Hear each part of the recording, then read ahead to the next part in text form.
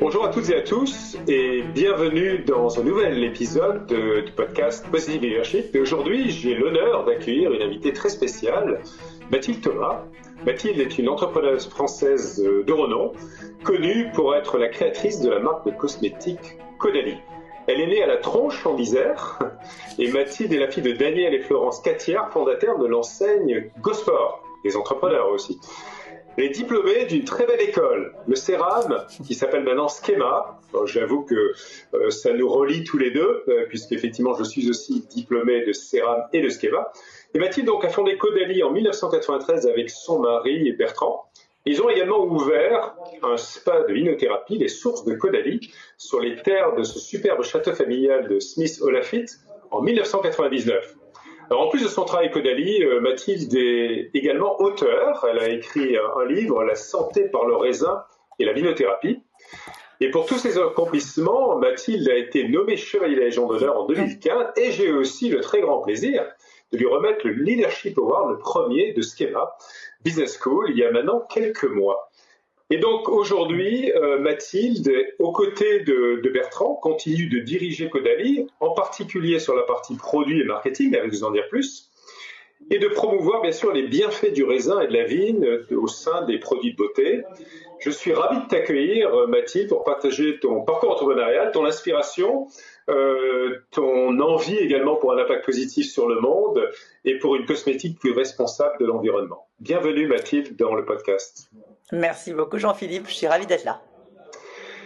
Donc je souhaite qu'on démarre, Mathilde, avec le début. En fait, le début, c'est tes racines, et notamment des racines personnelles, familiales, comme je le fais avec tous mes invités. Et, par exemple, avec Bertrand Piccard, tu vois, dont le père, Jacques, était un océanographe explorateur, de sous-marin renommé, et sa maman, une psychologue, Elisabeth, adepte de la philosophie orientale. En ce qui te concerne, c'est différent, je crois, le background de tes parents, tu vas le dire. Tu n'es pas loin de Grenoble, donc pas du tout sur les coins de la Méditerranée, c'est plutôt vers les montagnes, dans une famille d'entrepreneurs. Alors, quelles sont, selon toi, un petit peu les marques de fabrique familiale, Catiard, et les valeurs qui sont encore les tiennes, qui ont été finalement transmises, vécues pendant ton enfance et après avec tes parents, ta famille? Je viens effectivement d'une famille d'entrepreneurs parce que cela remonte encore à plus loin que mes parents, puisque mes grands-parents avaient créé Gentil Catiard, une société de supermarchés qui s'est développée en particulier dans la région du sud-est de la France. Et ils ont commencé après-guerre avec une petite supérette dans le village de Saint-Martin-du-Riage. Et ensuite, ils sont descendus dans la grande ville de Grenoble. Et puis, ils ont ouvert les premiers supermarchés. Donc, c'est vrai que l'entrepreneuriat coule dans nos veines et c'est un atavisme familial. Mais c'est une famille de Grenoble. Oui. C'est une famille de gros bosseurs, de sportifs, puisque mes parents se sont rencontrés à l'équipe de France de ski. Donc, ça donne évidemment des valeurs de persévérance, de compétition aussi. Compétition, des compétiteurs, j'imagine, l'équipe de France. C'est des gens qui ont vraiment les pieds sur terre. Ça, c'est du côté de mon papa. Du côté de ma maman, c'est des professeurs. Donc, ma grand-mère était agrégée de grec, latin, français. Mon grand-père était professeur de philosophie. Wow. Donc, c'est une branche de la famille plus érudite, moins entrepreneur. Et en fait, c'est pour ça que ma maman est très douée pour la communication, pour écrire les discours. C'est une littéraire, en plus d'être devenue, en ayant rencontré mon père, une entrepreneur aussi. Ouais. Donc, c'est un mélange de philosophie, de sagesse, d'éducation, de transmission, et puis d'incroyable esprit entrepreneurial aussi, finalement. Depuis ta grand-mère, si j'ai bien compris, en passant par ton père, ta maman, enfin voilà, tout le monde s'y est mis dans la famille, quoi. Ça coule dans les veines de Mathilde. C'est vrai, et je suis entourée de femmes indépendantes et fortes, ce qui est finalement assez rare. Je m'aperçois de ça aujourd'hui. Non, mes grands-mères étaient indépendantes. Il y en avait une qui était professeure, l'autre qui était entrepreneur. Et c'était pas le cas dans cette génération d'après-guerre. Et puis ma maman, pareil, entrepreneur. Ouais, et puis surtout, je pense que quand tu as été sur les bancs du CERAM à Sophia Antipolis, dans ce très beau coin du sud-est aussi, je suis pas certain que dans ta promotion, tu vas me le dire, il y a eu tant d'entrepreneurs que ça. C'était pas une destinée évidente pour des étudiants d'école de commerce, que ce soit pour toi comme pour ton mari. D'ailleurs, Bertrand, tu nous expliquais que tu l'as rencontré peu de temps après, je crois. Dans les années 90, je me souviens que les meilleurs élèves finissaient en banque d'affaires, en finance, Ouais. et on a eu très peu d'entrepreneurs. Enfin, Ouais. moi à Schema et Bertrand, même chose à l'ESSEC. Non, c'était pas à la mode, alors qu'aujourd'hui, tous les jeunes veulent être, enfin, il y en a beaucoup plus qui veulent être entrepreneurs.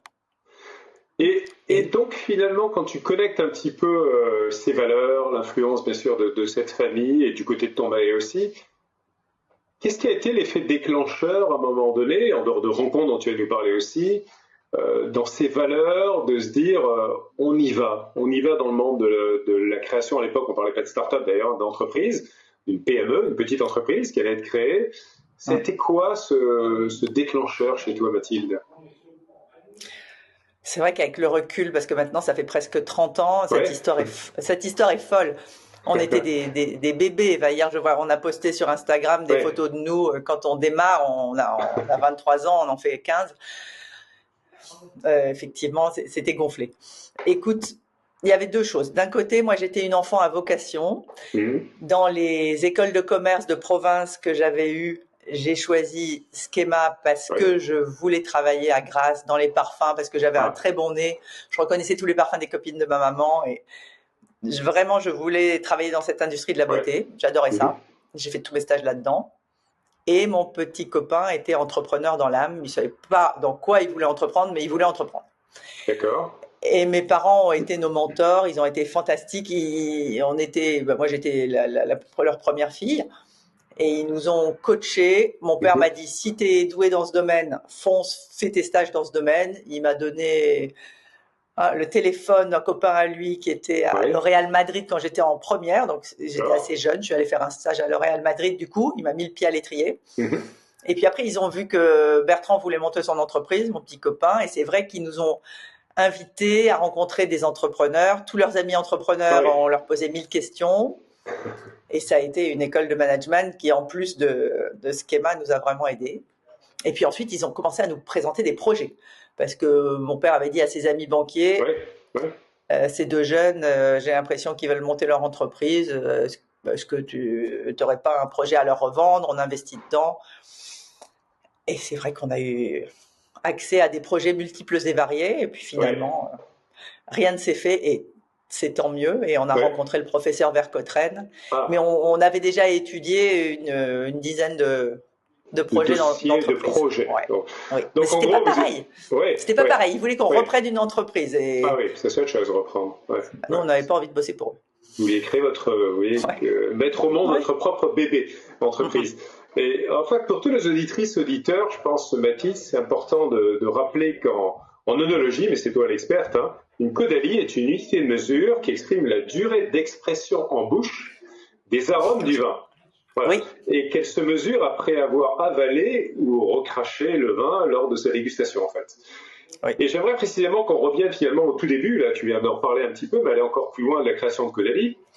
Dans le cadre d'un autre projet qui est le mien de l'association Live for Good, j'ai le plaisir d'accompagner des centaines de jeunes entrepreneurs à impact positif qui veulent changer le monde.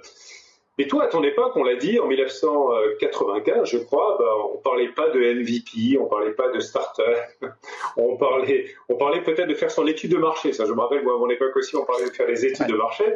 Alors, comment l'idée, tout d'abord, a germé dans ta tête, et au-delà de cette rencontre avec le fameux professeur Vercottren, et comment as-tu fait pour valider ce concept, quoi, ce qu'on appelle aujourd'hui le product market fit, de ce produit incertain, j'allais dire même improbable, et comment tu as compris finalement à quel moment, avec Bertrand, que Caudalie répondait à un vrai besoin, et avec des vrais clients, des vraies clientes heureux de goûter, de bénéficier de tes produits?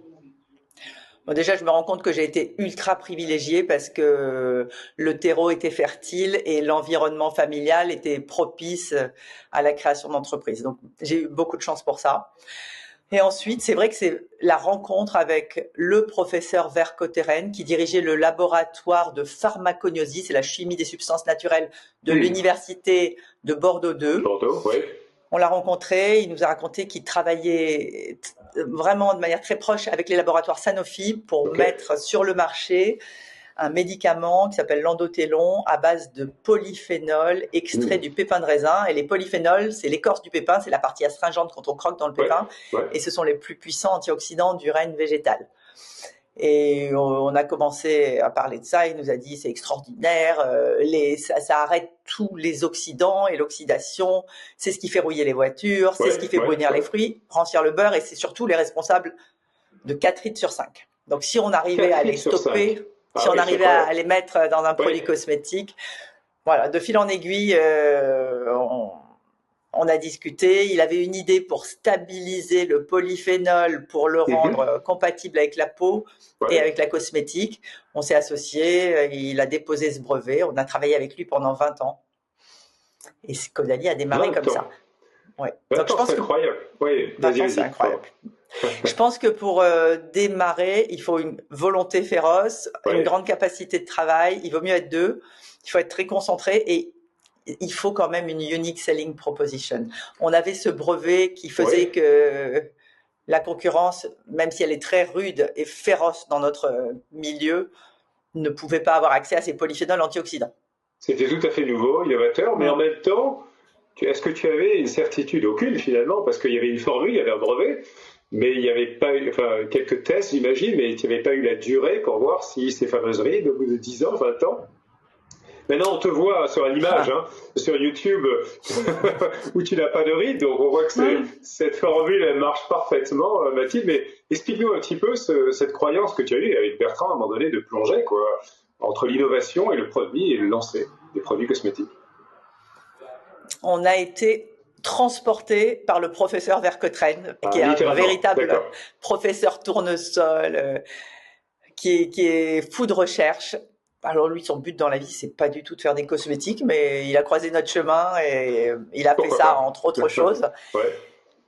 Et il était vraiment passionné par ses recherches. Après les polyphénols, il nous a parlé de l'antioxydant le plus intéressant, celui qui est responsable du paradoxe français, qui s'appelle le resveratrol, qui maintenant dans le petit milieu de la cosmétique est devenu célèbre, puisqu'il est 3 fois plus efficace que le rétinol. Le rétinol, c'est l'étalon hors anti-âge.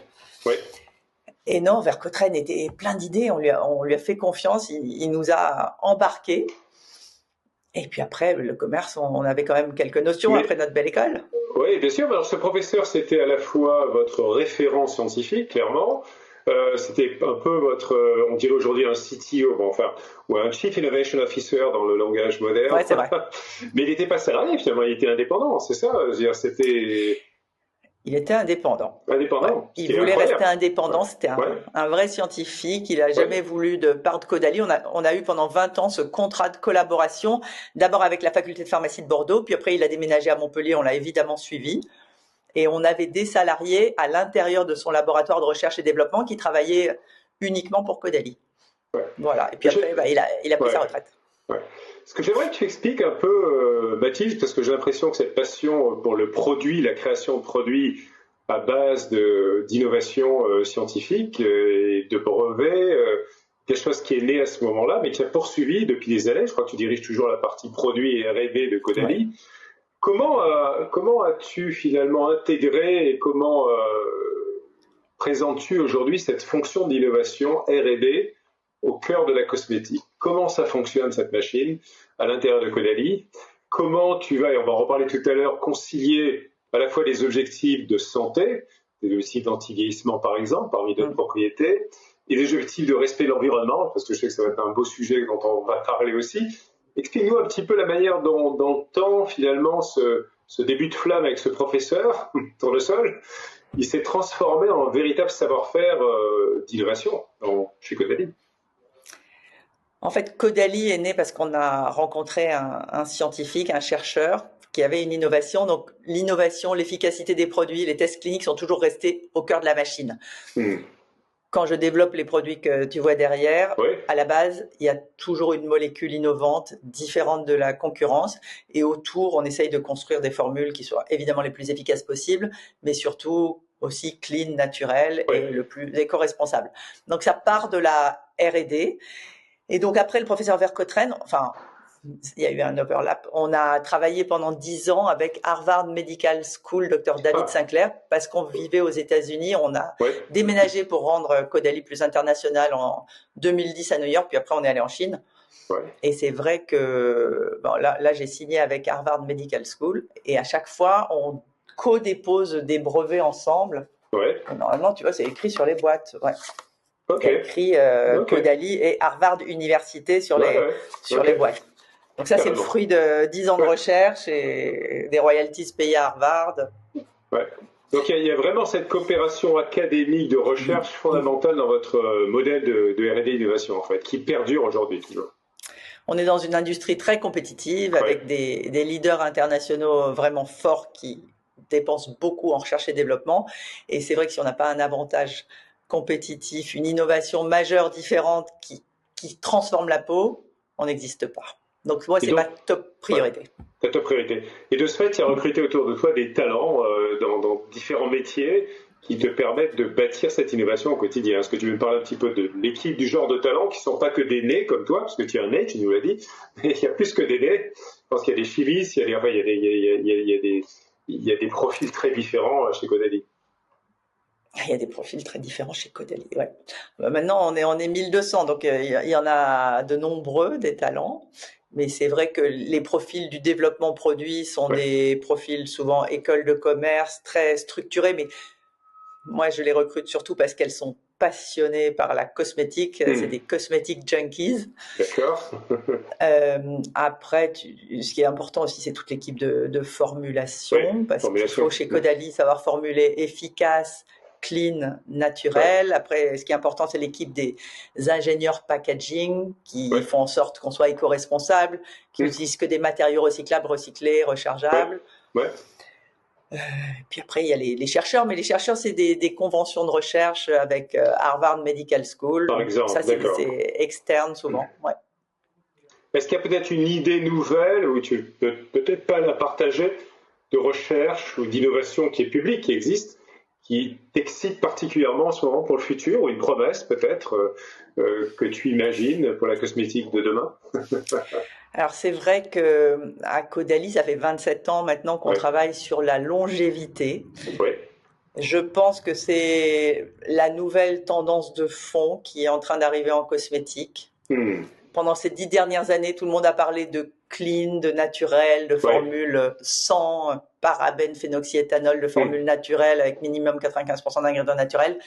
Je pense que demain, on va essayer de rajouter de la vie à nos années plutôt que et pas seulement des années à notre vie, parce que c'est vrai que, comme disait David Sinclair, la personne qui va vivre 130 ans est déjà née. Alors comment on va faire pour faire en sorte que sa fin de vie soit meilleure? Et nous, on peut aider avec nos produits cosmétiques. Donc, on est là-dessus. On a une molécule formidable qu'on a déposée en 97 qui s'appelle le resveratrol. Et le resveratrol, ça fabrique des protéines de longévité qui sont les sirtuines. Et ces sirtuines sont capables de réparer les dommages causés par l'épigénétique. L'épigénétique, c'est notre environnement, notre façon de vivre. C'est fantastique. Pardon, je ne vais pas t'interrompre, continue, parce que je sais que ça Non, mais je pense que le futur, c'est la longévité. Longévité philosophique et d'éthique de vie aussi, sur longévité. Mais j'adorais la phrase que tu as dite, Mathilde, de donner de la vie finalement et du sens aux années supplémentaires, et pas simplement survivre. Alors c'est vrai que vas-y. Non, mais c'était le cheval de bataille de notre David Sinclair. Ah bah tiens, j'ai son bouquin là, j'ai pas fait exprès. Mais... Alors parlons un peu de David Sinclair, qui est un autre personnage important de notre histoire. Il a écrit un New York Times best-seller qui s'appelle Lifespan, donc c'est la durée de vie. Pourquoi on vieillit et pourquoi on n'a pas à le faire. David pense que vieillir est une maladie et qu'il peut guérir cette maladie. Donc, il en a fait son cheval de bataille.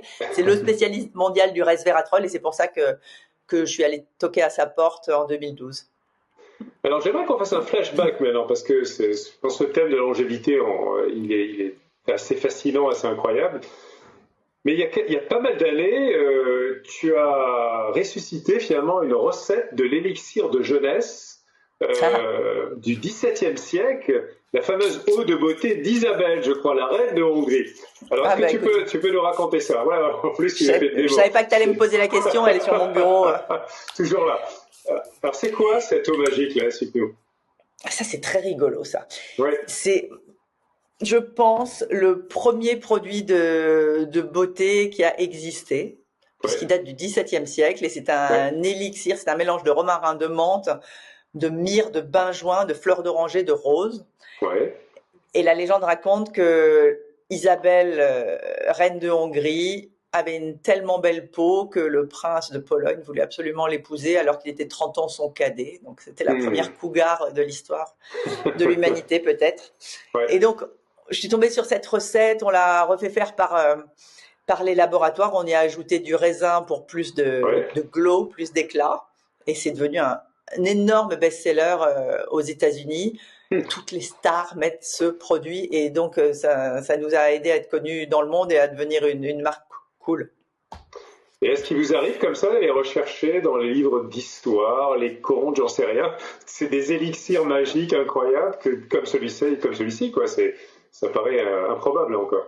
Écoute, on regarde, mais celui-là, il est assez génial. Et non, il n'y en a pas deux comme ça. Dans Il n'y les en a livres pas deux. d'histoire, il n'y en a qu'un. Mais Il y en a qu'un. ce qui est dingue, c'est que les derniers en date à l'utiliser et à en parler, et je savais même pas qu'ils avaient ça dans leur salle de bain, c'est d'énormes stars canadiennes. C'est le rappeur Drake, Ouais. c'est Usher qui a fait le Super Bowl. Et donc, elle est en croissance à 76% aux États-Unis, cette eau de beauté. Kendall Jenner, en fait, à toutes les mannequins, Victoria Beckham, David Beckham, tout le monde met l'eau de beauté. On fait zéro pub et ça s'auto-nourrit. Extraordinaire. Ça me rappelle ce Mm. film Benjamin Button. On Ouais. rajeunit carrément, on repasse à l'état de bébé. Tu promets pas ça, je pense, aujourd'hui avec ton élixir de jeunesse, mais de donner du sens à la vie ces années de plus. Alors David Sinclair, son surnom c'est Benjamin Button. Ah, je sais pas, C'est tu vrai vois, que c'est tout. chaque Ok. fois que je le voyais quand j'habitais à New York, ouais, il est de plus en plus jeune. Alors j'aimerais qu'on passe à un autre moment de discussion, Mathilde, sur le leadership, parce que tu sais que le thème de mon podcast c'est leadership positif.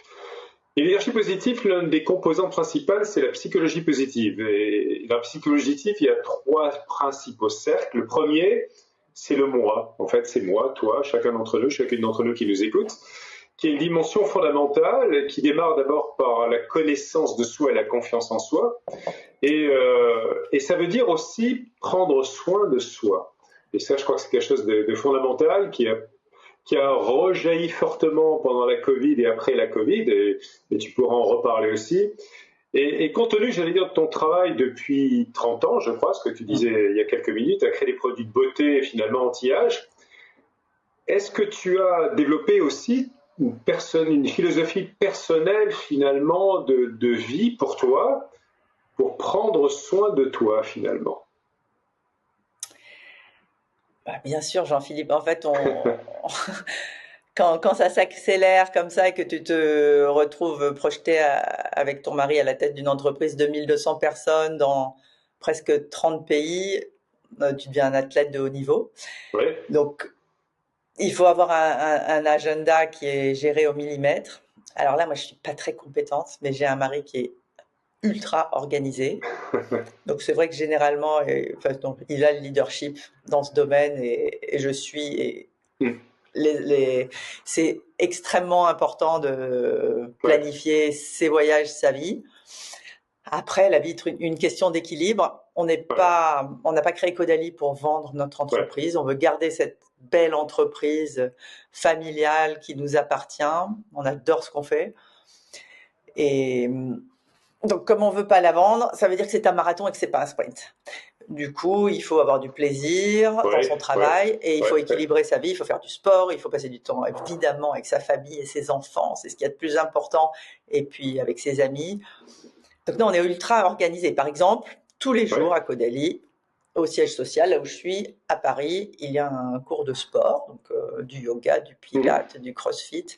C'est ouvert à Dans tous les l'entreprise. Donc salariés. tu organises ça Ouais. dans l'entreprise, dans la Oui, boîte, d'accord. Ok, c'est ouais, ouais, offert, c'est ouvert aux ouais, salariés. Et donc, ouais, quand je suis pas en voyage, je vais faire du yoga entre midi et deux. Et d'accord. ça permet d'être bien dans ses baskets. Je circule à vélo, ça permet de s'aérer la tête. Ouais, ouais. Je fais du sport le week-end. Et puis, je passe beaucoup de temps avec mes enfants parce que c'est important. C'est important aussi. Donc, tu es resté sportive. Déjà, cette famille, on en a parlé tout à l'heure. Le ski, notamment, la montagne, peut-être, je sais pas, la mer aussi, peut-être, je ne sais pas. Exact, ouais. Les vignes aussi, parce que c'est un bel endroit pour se promener, probablement. Et est-ce que tu prends soin également, par exemple, de ton sommeil, qui est quelque chose souvent de délaissé par les entrepreneurs? Alors, j'ai de la chance, je dors super bien. Mais comme je voyage tout le temps, écoute, moi j'adore la mélatonine et ça fonctionne sur moi, donc je prends de la mélatonine. Je dors hyper bien dans les avions. Oh, je suis faite pour faire de l'export. J'ai beaucoup de chance. Non, mais c'est vrai que quand tu mets du sport dans ta routine quotidienne, je lis beaucoup aussi, j'adore. Ouais. Ça aide à avoir une vie équilibrée. En tout cas, tu as quand les enfants vont bien, quand le couple va bien, quand la famille va bien, enfin, je touche du bois, mais ouais, ça aide. Ça aide d'avoir cette confiance en soi, cette sérénité aussi d'affronter ce long fleuve non tranquille de l'entrepreneuriat. Alors, dans la spirale du succès de Caudalie, il y a eu un moment magique, je crois, où la nature vous a inspiré un concept et une expérience unique qui ont lancé aussi le succès de Caudalie en 1999. Et ce lieu, ce sont les magnifiques vignobles du château Smith-Lafitte, la source de Chaude, je crois, à 500 mètres sous terre, qui vous ont inspiré la création du premier spa de vinothérapie. Alors, est-ce que tu peux nous raconter cette histoire incroyable dans ce lieu? Je n'ai pas encore visité, mais que je planifie d'aller voir vraiment un de ces jours. Et cette expérience qui ont été, reste encore, j'irai, je te promets, et qui reste au cœur du succès de Caudalie. C'est quoi ce lieu? Pourquoi il y a cette magie? Qu'est-ce qui s'est passé? Et qu'est-ce que ça a déclenché dans votre histoire? Qu'est-ce qui s'est passé? J'ai des parents qui sont hyper dynamiques, inspirants, plein d'idées. Et ils ont repris le vignoble Smith-Lafitte en 1990.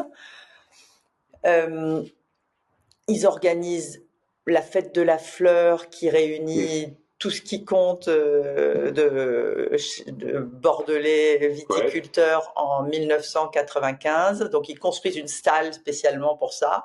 Et ensuite, cette salle sert à organiser des mariages. Il y a des mariages tous les week-ends à Smith-Lafitte.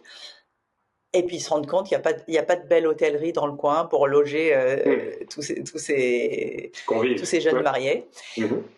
Et du coup, ma maman se dit, on va faire un bed and breakfast. Ça commence comme ça, avec 30 chambres. Donc le projet commence tout petit. Et puis, en parallèle, nous, on est contactés, puisqu'on commençait à avoir des contacts aux États-Unis. On est contacté par un hôtel aux US en Napa Valley, là où ils font du vin. Ils nous disent, mais venez faire un spa au milieu des vignes avec vos produits à base de pépins de raisin. Je trouve l'idée géniale, j'en parle à mes parents et de fil en aiguille, on se dit, on va faire finalement un spa au milieu de ce petit hôtel. Et voilà comment les sources de Caudalie est née en 1999.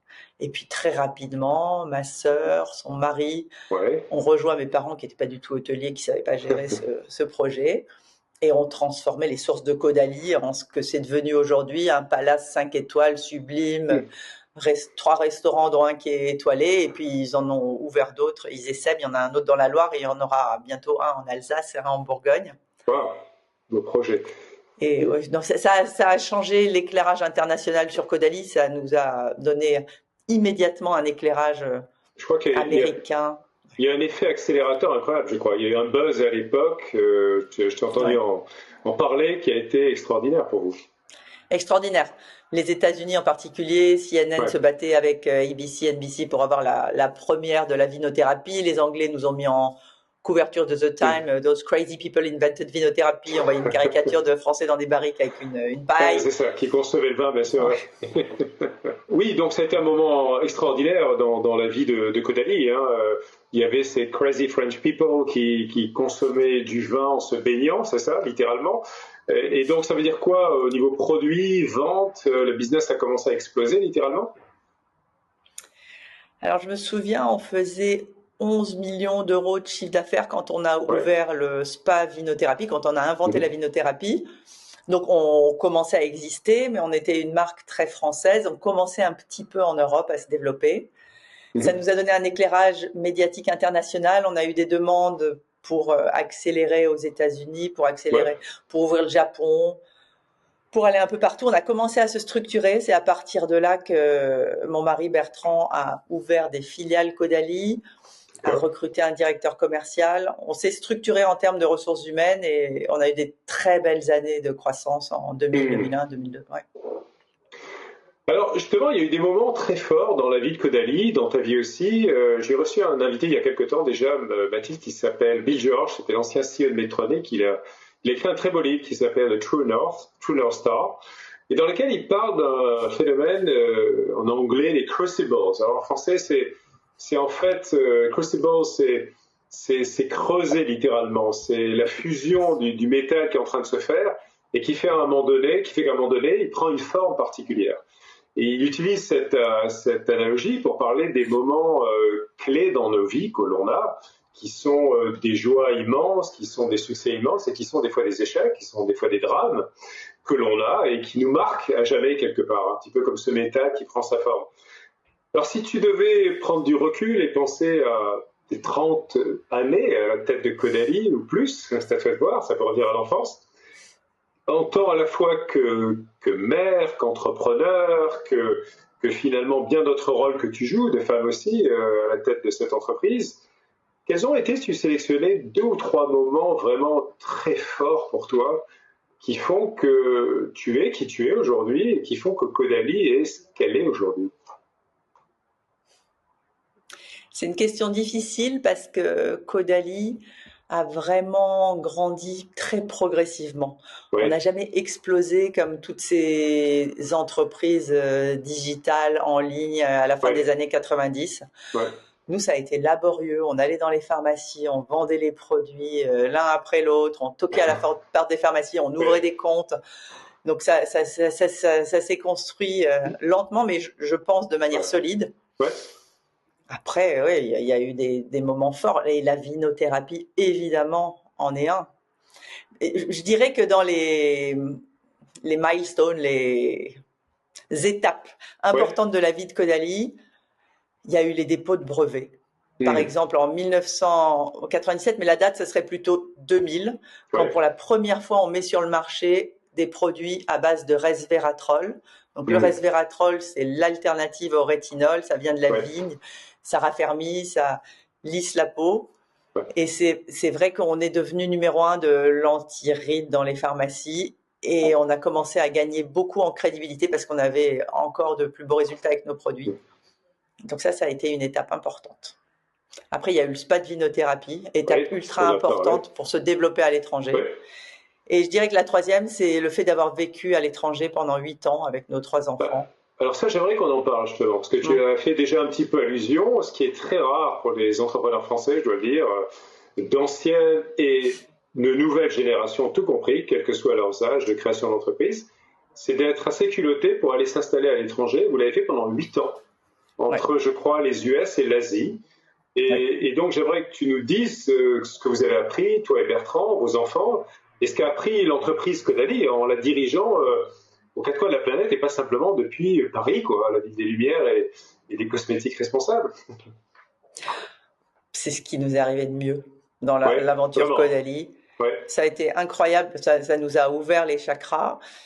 On s'est rendu compte qu'il y avait un autre monde. Les États-Unis, ça nous a apporté énormément de choses. On a appris le retail, on a appris à ouvrir nos propres boutiques avec des cabines de soins. On a appris à travailler avec Sephora, ce qui est très différent que de travailler avec les pharmacies. Et puis, on a appris le marketing à l'américaine. Ils sont plus directs, ils sont plus simples. On a appris le management à l'américaine. Ne froisser personne, à travailler avec des populations beaucoup plus diverses que les Américains. C'est que des populations d'immigrants qui sont venus sur cette terre nouvelle. Donc, tu as toutes les nationalités, tout type de gens. Et en matière de ressources humaines, c'est beaucoup plus policé et finalement, ça fonctionne bien. Et puis en Asie, on a appris le digital. Pardon, voilà, le digital en Asie. Je veux dire, si tu essaies finalement de représenter aujourd'hui ton mode de leadership, voilà, quand on discute avec tes équipes, des futurs talents embauchés, ton équipe de management, à l'extérieur aussi avec d'autres dirigeants, c'est quoi le leadership de Mathilde? Tu veux dire la manière dont je manage les équipes? Oui, la manière dont tu manages les équipes, la manière dont tu inspires le futur, dont tu motives tout le monde, dont tu les entraînes. Si tu avais quelques mots, ça serait lesquels? Alors déjà, on essaye de s'entourer de gens passionnés, Ouais. de gens qui sont entrepreneurs dans l'âme, de gens qui sont autonomes, couteau Ouais. suisse, parce que ça reste une entreprise assez start-up dans son mode de Mhm. fonctionnement. C'est ce qu'on aime, les décisions vont vite, les Ouais. structures sont horizontales. Mhm.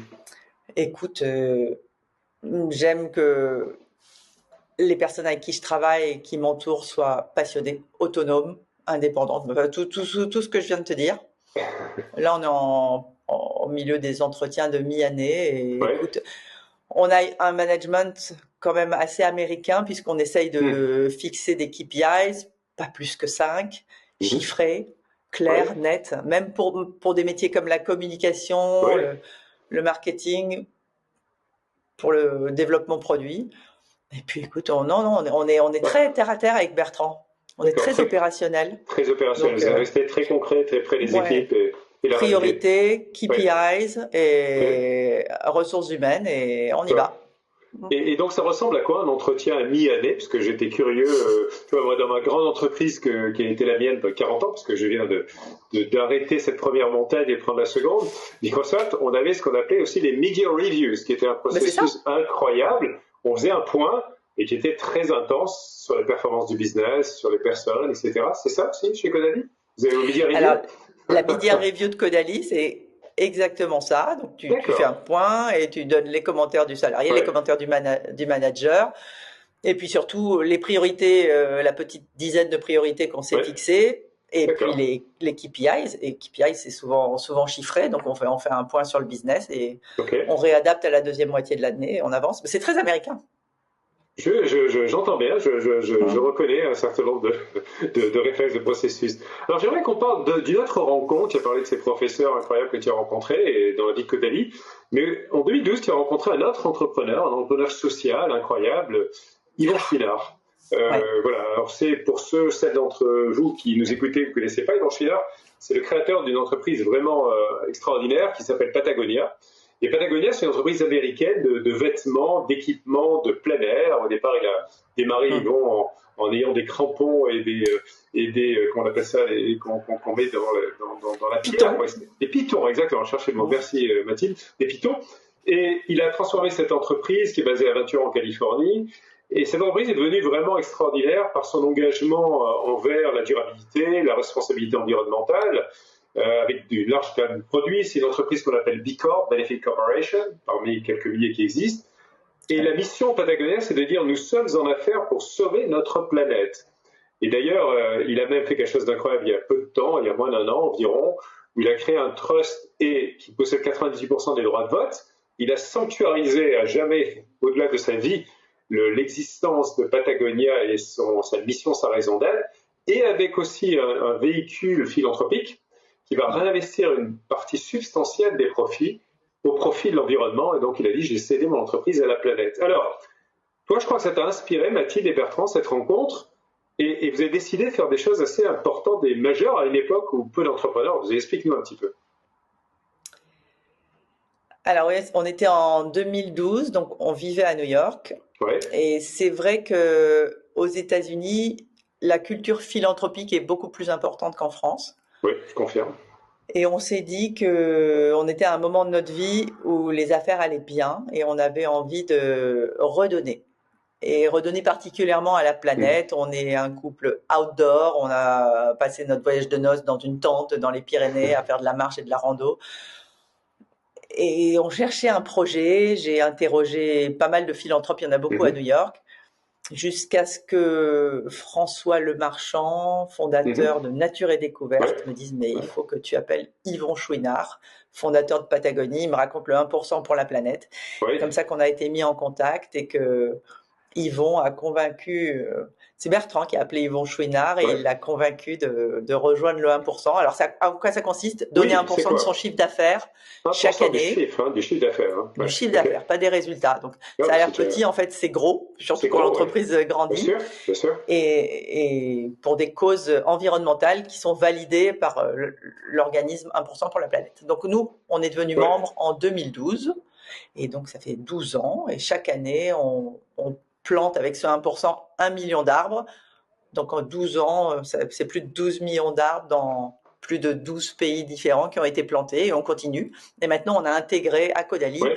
une ingénieure agro qui est Hmm. responsable justement du RSE et en particulier du 1% pour la planète, de l'éco-responsabilité de notre entreprise. Je crois. Donc c'est une Vas-y. super décision. Oui, et je pense que vous avez embarqué aussi tous vos salariés dans cette initiative, quoi. C'est pas simplement, qui est déjà beaucoup, hein, ce 1%, c'est l'engagement de tes collaborateurs. Est-ce que tu peux en parler aussi, peut-être, de la manière dont ça se traduit, peut-être sur leur manière de contribuer à ça? Ouais. En fait, ça a vraiment changé. Je me souviens en parler au COMEX en 2012. Ouais, Et on était mal à l'aise avec Bertrand de leur dire, bah, écoutez, on va prendre 1% du chiffre d'affaires et on va l'investir pour planter des arbres. C'était un peu tôt, ouais, ouais. mais ils nous ont tous évidemment suivis, ils étaient contents, engagés. Et aujourd'hui, ça a changé vraiment les ressources humaines, Hmm. puisque Hmm. toutes les personnes qui postulent, enfin, une grande majorité des personnes qui postulent le font souvent grâce à nos valeurs. C'est ça. Et pour Donc, elles, c'est quelque chose ouais, d'important et même bien un sûr, facteur d'attractivité bien sûr. pour rejoindre Caudalie. Donc on fait plein de choses, Ouais, on plante des arbres avec les équipes ouais. du bureau, on fait venir des intervenants qui nous racontent les Mhm. projets dans lesquels on investit. La semaine dernière, c'était Nordesta, chez qui on investit depuis Ouais. 2012, qui est une ornithologue suisse, brésilienne Mhm. extraordinaire, Hmm. qui plante des corridors, des couloirs d'arbres pour sauver Ouais. ces oiseaux et avec elle, on a planté des millions d'arbres. Donc elle vient transmettre sa Ouais, passion. inspirer Ouais. tes équipes. Vous avez aussi une très belle initiative, je crois, sur le plastique en Asie, Oui. si je ne me trompe pas, avec une ONG. Peut-être en parler rapidement aussi. Alors celle-ci est née après avoir vécu en Asie. Ouais, L'Asie, c'est magnifique, il y a des plages paradisiaques. Malheureusement, ouais, quand tu fais du surf, il y a du plastique dans la vague, c'est ouais, triste, c'est terrible. Donc on s'est dit qu'il fallait qu'on fasse quelque chose contre ce plastique. ouais. On a commencé par embaucher des ingénieurs packaging pour diminuer le plastique, avoir du plastique Mhm. allégé, essayer de substituer quand c'est Ouais. possible. Malheureusement, il y a encore des packaging, comme tu le vois, en plastique, même si tous les flacons là-haut sont en 100% en plastique recyclé, donc plastique qui a une Recycler. deuxième Ouais, vie. ouais, ouais. Et on a décidé qu'on allait récolter le même montant que le plastique vierge qu'on utilise, le recycler localement. Et on fait ça avec Tristan Lecomte, qui est un homme formidable qui vit en Thaïlande, qui était le fondateur de Pure Projet et qui a créé Second Life, donc Ouais. basé en Thaïlande. Lui travaille avec un professeur qui a inventé des machines pour recycler toutes sortes de plastiques. Donc chaque année, on calcule le nombre de plastiques vierges qu'on a utilisés. L'année d'après, on va récolter ce plastique sur les plages, dans les rivières, dans les océans. Et localement, on le recycle avec Professeur Po D'accord. sous forme de gasoline, enfin d'essence Ouais, ou de ouais. briques pour faire des constructions sommaires. Les constructions aussi, ouais. Ouais. Alors, précisément, est-ce que tu peux nous dire, parce que je sais que tu es passionnée par ça, Mathilde, après ce point de départ en 2012, 1% pour la planète, sur les domaines d'innovation produits en matière environnementale et sociale que vous avez, que tu espères développer pour le futur. Dans toute la supply chain, comme on l'appelle, il y a plein de choses qui se passent pour une empreinte plus positive. Quels sont les domaines qui sont les plus importants à tes yeux, sur lesquels vous allez vraiment passer beaucoup d'énergie, d'investissement pour faire mieux en externalité? Écoute, quand je regarde les produits, au niveau des formules, on est vraiment bien. On a tout enlevé, les ingrédients qui n'étaient pas hautement biodégradables. Oui, Les packaging, on a une équipe d'ingénieurs packaging, on peut aller encore plus loin. Après, c'est toujours compliqué, hein. oui, Quand on substitue le plastique par du verre, c'est plus oui, lourd, c'est plus énergivore quand tu le fabriques. Donc, on essaye de gérer en bon père de famille. On travaille oui, beaucoup avec des recharges, ça fonctionne oui, bien et on est très content d'accord. parce que maintenant les personnes rachètent Le la recharge. consommateur rachète la recharge, tout simplement. Il y a presque 50% des personnes qui rachètent la recharge, qui coûtent 15% de moins. D'accord. C'est bien. Aujourd'hui, on sous-traite encore la fabrication. Demain, on sera obligé d'avoir notre propre site de fabrication. Et là, bien sûr, il faut une usine qui soit complètement neutre, éco-responsable, avec des panneaux solaires, ultra bien, comment on dit, qui empêche les géothermies, qui empêche les pertes de chaud et de froid, isolé, pardon. Isolé, oui, l'isolation. Oui. On a embauché une personne qui s'occupe des matières premières. Donc, elle fait en sorte de voir d'où viennent les matières premières, qu'elles soient extraites de manière éco-responsable, qu'elles ne viennent pas de trop loin. On essaie évidemment de sourcer en France.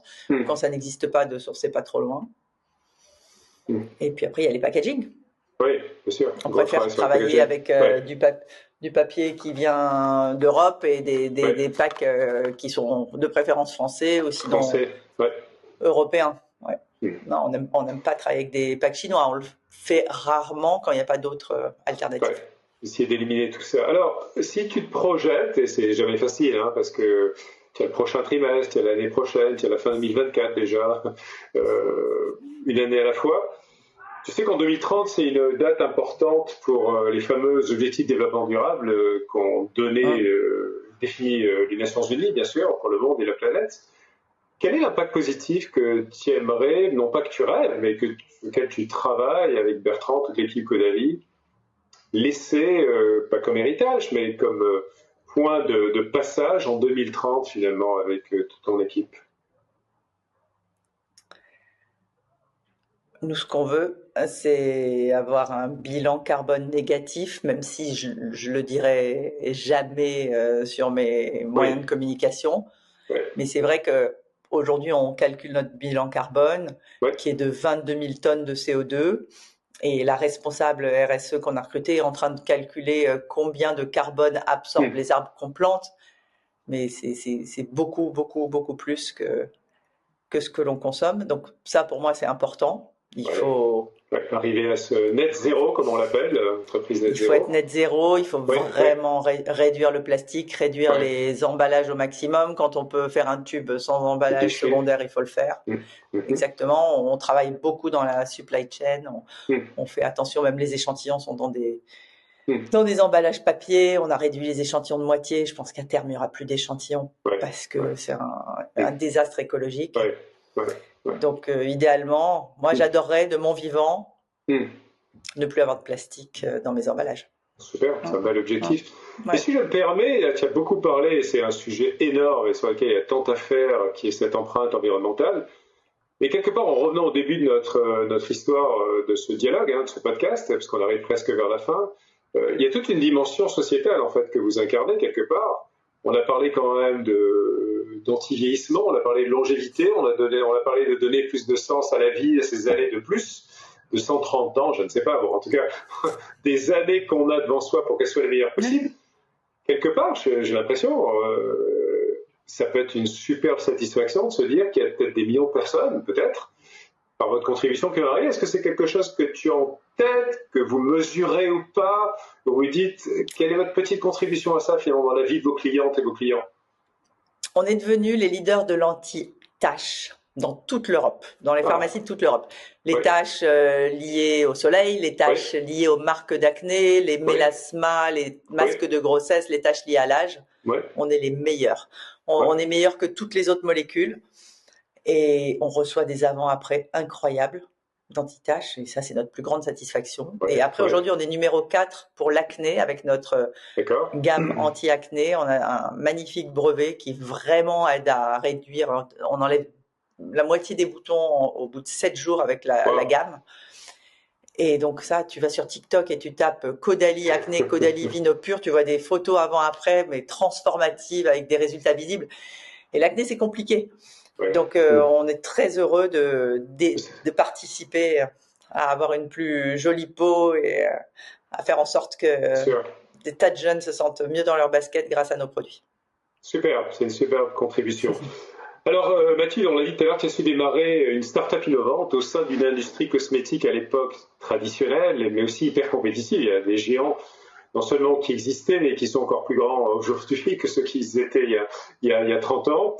Tu as connu un succès assez rapide, même si c'est bâti dans le temps, tu l'as dit, de manière solide, une pharmacie à la fois, un retailer à la fois, un pays à la fois, où avec Bertrand, vous êtes allé sur le terrain et vous avez bâti avec vos valeurs et vos équipes des produits et une ADN assez incroyable, je pense. Alors, tu as aussi connu, à un moment donné, tu es passé pas loin d'une catastrophe, je crois, que tu as raconté, qui aurait pu provoquer la fin de ton entreprise. Tu n'en as pas parlé pour l'instant, et je crois d'un procès qui aurait pu se faire et qui aurait pu être fatal à Caudalie. Tu peux nous en parler un petit peu. Mais autour de ça, avec l'actrice. Oui, oui, c'est ça, avec l'actrice. Mais finalement, parle-nous un tout petit peu de ça, et puis après, j'aimerais qu'on parle de dire. Après, je te poserai une autre petite question. Mais déjà, ce moment qui a fait l'échec fatal, c'était quoi et comment tu l'as vécu? Ah, c'était quoi? C'est vrai que quand tu as une marque, tu veux des porte-paroles puissants pour faire parler de ta marque, parce qu'on n'est pas tout seul sur le marché. Et un jour, on m'appelle d'Angleterre et on me dit, il y a Catherine Zeta-Jones qui a acheté le contour des yeux, elle adore. Et là, j'ai fait une énorme bêtise. J'ai dit à toutes mes responsables communication dans le monde entier, Catherine Zeta-Jones met mon contour des yeux. Malheureusement, elle était en train de signer avec Elisabeth Arden un contrat à plusieurs millions de dollars. Et on a eu un procès retentissant parce que j'ai eu des articles partout disant que Catherine Zeta-Jones mettait mon contour des yeux, ce qui n'était pas faux, mais je ne lui avais pas demandé l'autorisation de le dire. Et donc, ces avocats nous ont demandé l'équivalent de notre chiffre d'affaires à l'époque. Et ça a été un énorme stress pour moi qui était enceinte jusqu'aux dents, et puis pour mon mari qui a dû aller plaider notre cause à Los Angeles. Mais écoute, on s'en est sorti et on a survécu, et depuis on fait attention. C'était une bonne leçon, bonne leçon d'un échec apprenant, comme on aime les avoir quand on arrive à s'en relever, bien sûr. Maintenant, j'aimerais vraiment, dans l'une des deux dernières questions, Mathilde, revenir à la jeune Mathilde qui avait 23 ans à l'époque où tu as démarré. Et si tu étais aujourd'hui dans une posture de coach, tu vois, dans l'association Live for Good, j'ai des coachs, j'ai 150 coachs je suis moi-même coach auprès de ces jeunes entrepreneurs qui veulent changer le monde, qui démarrent. Et si tu avais en face de toi cette jeune Mathilde, donc c'est difficile, c'est toi, mais voilà, à 23 ans, et l'autre, quelles sont un petit peu les questions, parce qu'un coach pose surtout des questions avant d'apporter des réponses, que tu lui poserais pour l'aider à focaliser son énergie sur les choses les plus importantes au moment de cette création d'entreprise? Ça serait quoi, finalement? Est-ce que tu as un produit unique, déjà? Oui. Et est-ce que tu es prêt à travailler dur? Oui. Est-ce que tu as un associé sur lequel tu peux t'adosser? Parce que c'est très dur d'être seul. Oui. Est-ce que tu sais où tu vas? Quel est ton objectif? À partir de là, est-ce que tu as développé une stratégie pour atteindre cet objectif? Est-ce que tu as créé des KPIs que tu vas vérifier tous les 6 mois et réviser tous les 6 mois pour atteindre cet objectif? Cet objectif, oui. Ouais. Est-ce que tu es concentré? Est-ce que tu élimines le bruit de fond? Est-ce que tu sais où tu vas? Ah oui, ça en fait des questions. Oui. Et si tu essaies d'élever dans toutes ces questions, aujourd'hui, peut-être la question que tu ne t'es pas assez posée, parce que tu démarrais à cette époque-là, ça serait laquelle que tu privilégierais aujourd'hui en disant, avant toute chose, voilà, pense à